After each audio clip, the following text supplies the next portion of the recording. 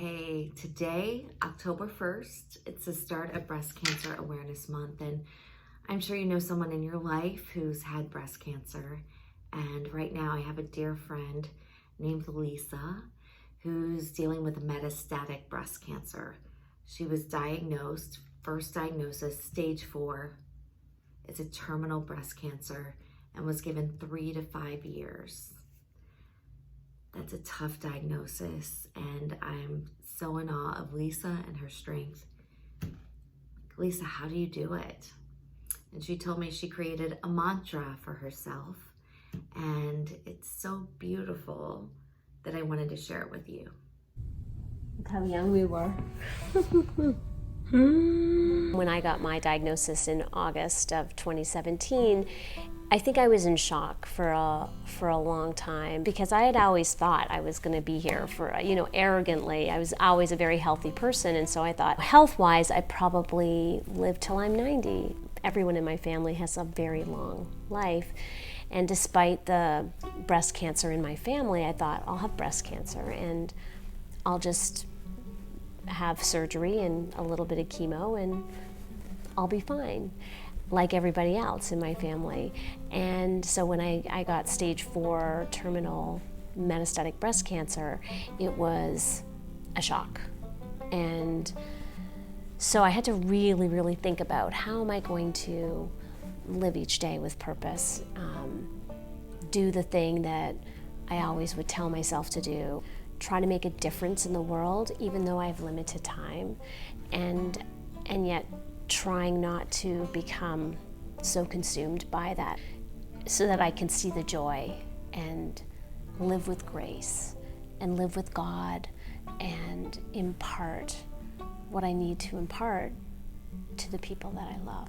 And then my faith, right? My faith in God, and how I've been able to draw upon my spirituality and gain strength from my relationship with God. I crafted this mantra that I try to say as much as possible. Is this my bright, thin 365? Bright, the brightness of a morning, the brightness of a day, which is really based on a quote from Ralph Waldo Emerson. It's just about the beauty of the morning and how that's where we can be reborn every day. The thin part of my mantra, the definition of thin place, is really about that lifting of a veil between heaven and our earthly existence. For me, that I can feel the divine in my day to day, and it's that I have to be able to see it. I have to look and keep my eyes open for it.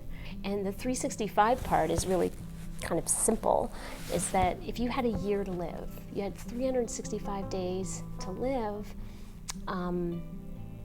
you'd still have to do the laundry, you still have to get dinner on the table, do some grocery shopping, but you may not do certain things that aren't really part of your mission. Even with my terminal illness and my limited time, I still forget sometimes to vet what I'm doing with my mantra of bright, thin 365. And that's because I'm human completely and so flawed, and I feel like that's really important to say too, that I try and I fail every day, but I get up.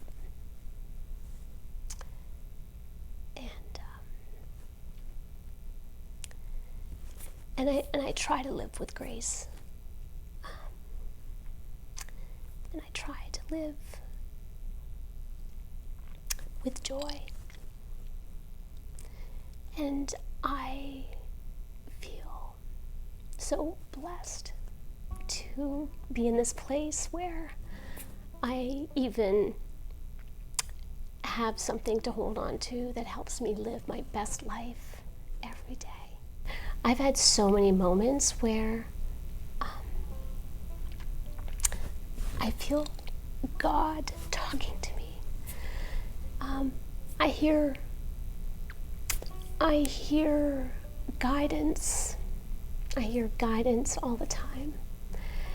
And I just come right back to, is this my thin place? Is this what I need to be doing? And I always am able to recalibrate and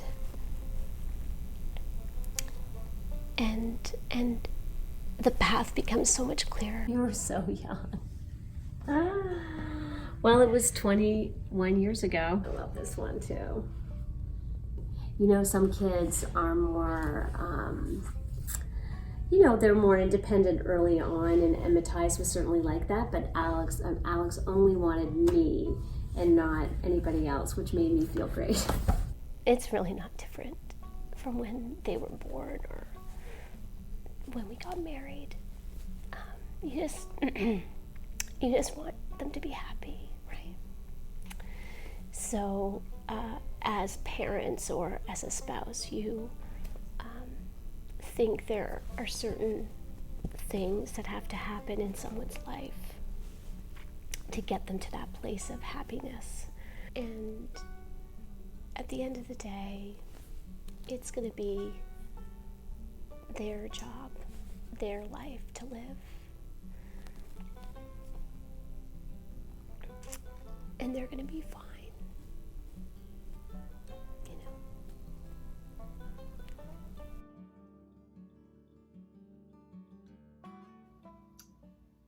So that was tough. Really tough.